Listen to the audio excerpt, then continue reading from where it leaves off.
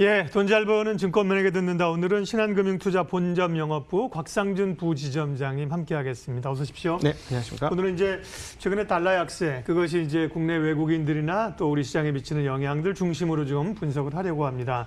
FOMC가 이제 시작이 됐는데요. 이번에 뭘 좀 내놓기는 어렵다는 전반적인 관점평인데 어젠가 보니까 뭐 또 대출 프로그램 네, 좀 중요한 연장한다. 얘기예요. 예, 이런 아주 중요한 얘기예요. 예, 이런 얘기가 네. 좀 미리 좀 나오기도 해서요. 관점 포인트 알려주십시오. 그 대출 프로그램 얘기는 왜 중요하냐면 네. 이번 위기의 가장 그 마지막 하이라이트가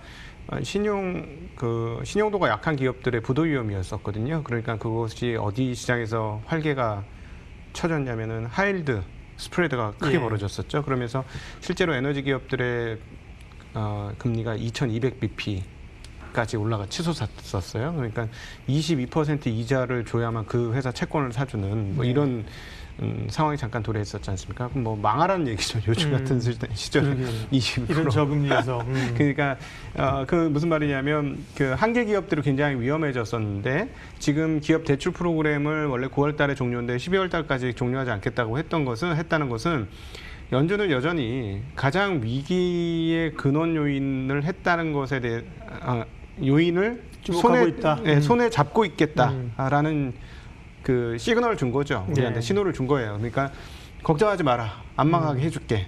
라고도 조금 뭐 러프하긴 하지만 세게 말을 해보면 그렇게도 해석할 수 있는 부분입니다. 예. 그러니까 이렇게 되면 이제 예를 들자면 신용의 그 위험도가 없다면 또다시 지난 3월과 같은 그런 큰 문제가 일어날 것이냐 하는 건 의문이다. 그래서 이런 측면에서는 되게 중요한 역할을 해준 거예요. 연준은 역시 살아있다. 그리고 연준이 역시나 큰형이다.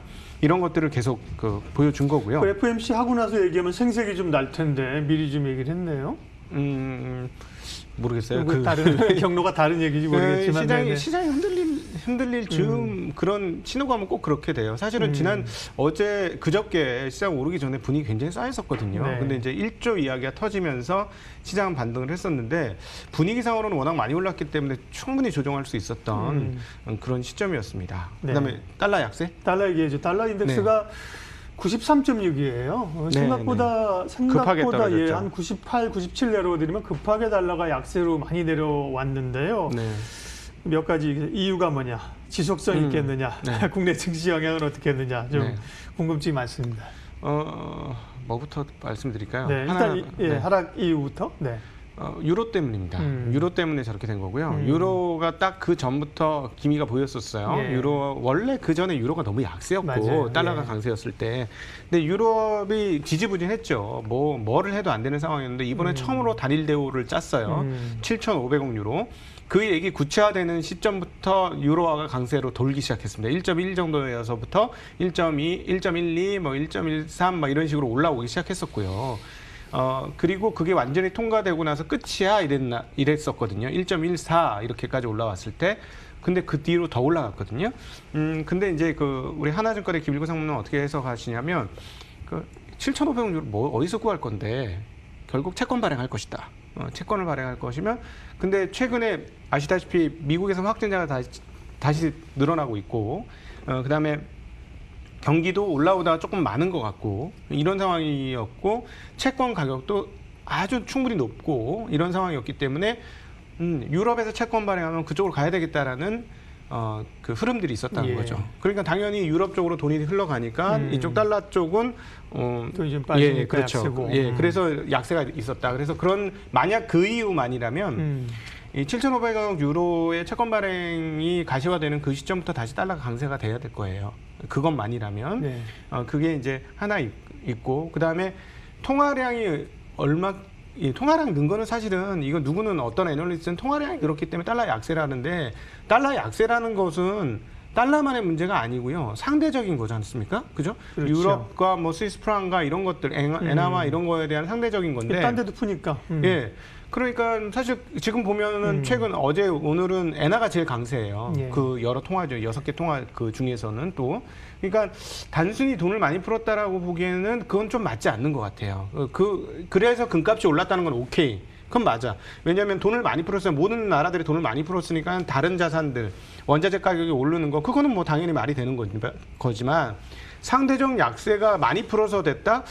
이건 뭔가 어딘가 이상하고요. 역시나 유럽 쪽에서의 회복 기미에 대한 것들, 그 다음에 그 미국에 대한 불안감, 이런 것들이 같이 섞여 있다고 봐야 될 것 같습니다. 그러면 달러 약세가 국내 시장에서 외국인들을 자극해서 삼전이나 혹은 증시를 또 끌어올릴 수 있겠느냐? 네, 그거는 이제 어느 정도의 강도일지는 모르겠는데 영향이 있을 거라 보는데요. 이번에 영향은 일단 인텔이에요. 인텔이 커요. 왜냐하면 7나노 아웃소싱 하겠다고 해서 한국만 오른 게 아니고 대만도 엄청나게 올랐어요. 그리고 TSMC도 엄청나게 올랐고. 그러니까 이거는 이게 먼저예요. 인텔의 7나노 아웃소싱 이야기가 부흥하고 붐업이 된 거고, 어제도 1조 3천억 원 외국인들 산 것 중에 거의 1조는 삼성전자 아니었습니까? 그러니까 총매는 거기였다. 예, 이거는 파운드리를 산 거라고 보는 게 맞을 거고요. 왜냐하면 기본적으로 TSMC 최근에 삼성전자 외국인 팔았지만은 TSMC는 안 팔았을 거거든요. 그리고 대만 시장이 한국 시장보다 훨씬 좋았는데, 대만 시장이 좋았다는 건 뭐예요?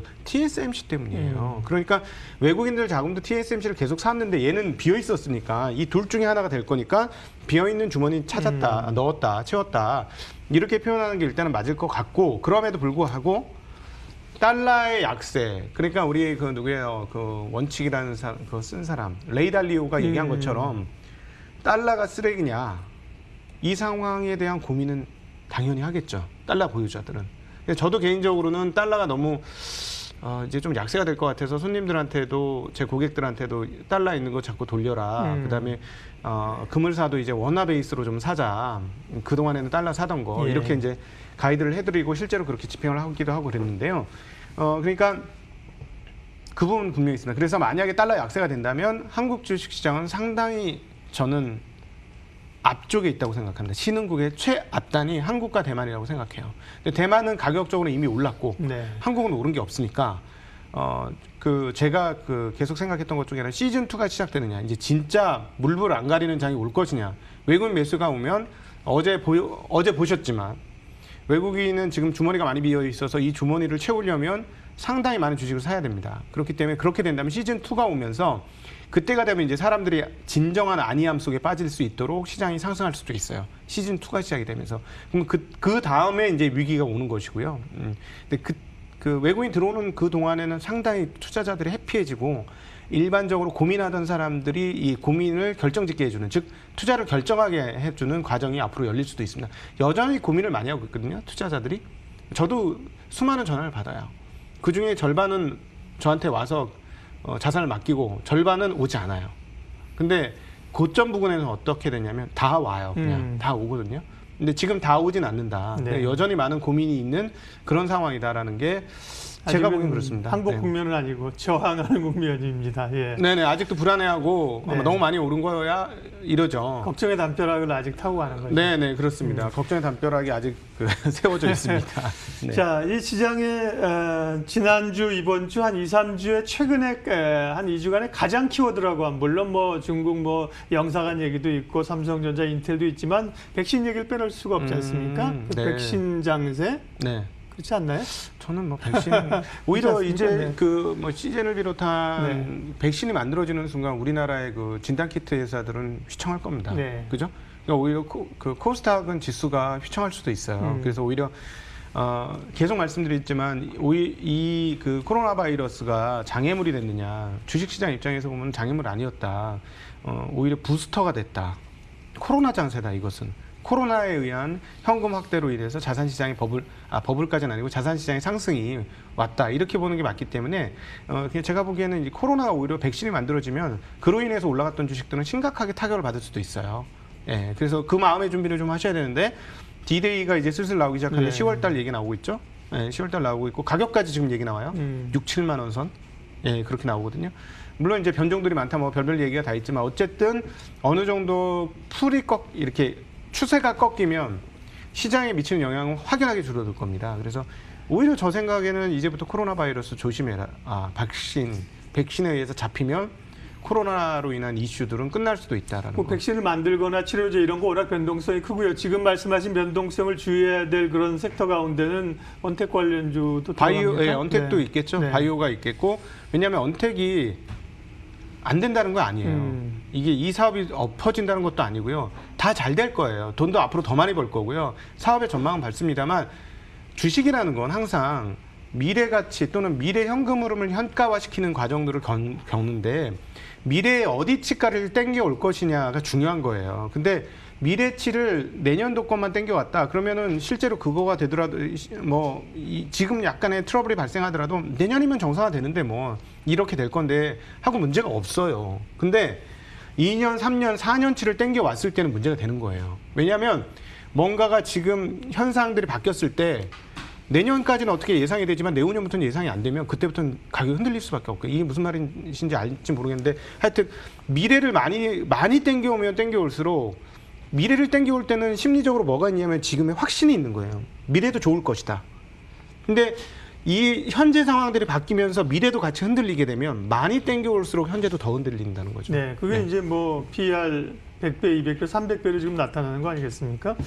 8월 전망을 어느 정도 해야 될 시점이에요. 7월은 생각보다 굉장히 강한 흐름이었고요. 전반적인 여건의 변수들은 이제 점검을 하셨고 8월에 또 체크해야 될 게 이제 9월 다가오는 공매도 변수도 좀 체크를 해야 되지 않을까요? 공매도 연장하지 않을까 싶은데 네. 연장 안 하면은 네. 개별 주식들은 8월 달에 절단 나겠죠. 네. 네, 그래서 8월 달에 그런 관련은 조심하셔야 될 것 같습니다. 공매도 연장을 할 것 같고 연장을 한다고 결정을 해주면 또 다시 개별 종목들이 한번 뭐 반응을 할 수는 있겠고 확실히 공매도가 없어진 거의 영향 상당히 크다고 생각해요. 우선주들 폭등이라든가 이런 거는 분명히 그런 것과 연관이 되어 있기 때문에 예, 그 8월 달에 그거 좀 조심하시면 좋을 것 같고요. 그 다음에 이제 달러와 같이 앞서 얘기했듯이 달러가 계속해서 약세가 되고 원화가 강세가 되는 국면이 올 것이냐 앤드 달러가 반등을 세게 하면 또 위험합니다. 반등을. 그래서 그것도 확인은 하고 생각은 하고 계셔야 될 것 같고. 너무 많이 내려왔다고 지적하는 분도 좀 있긴 하더라고요. 급하게 내려왔죠. 네, 예, 급하게 내려왔으니까. 근데 이 정도까지는 문제가 없을 것 같은데 여기서 만약에 조금 추가로 더 떨어진 다음에 급하게 올라오는 상황들이 발생하면 누가 충격을 받겠어요? 지금 좋을 거라고 생각하는 곳이 충격을 받겠죠, 당연히. 예. 그러면 그리고 또 이게 근데 지금 짧아서 아직 다 경계를 해서 괜찮은데 몇 개월로 이렇게 슬슬 빠지면 이게 추세야라고 생각했는데 갑자기 달러가 강세가 되면 그때는 진짜 큰 문제가 생길 수도 있어요. 그래서 그거까지 염두를 해두실 필요는 좀 있지 않을까 싶습니다. 돈 잘 버는 증권 매력에 듣는다. 오늘은 신한금융투자 본점 영업부 곽상준 부지점장님 함께했습니다. 고맙습니다. 네, 감사합니다.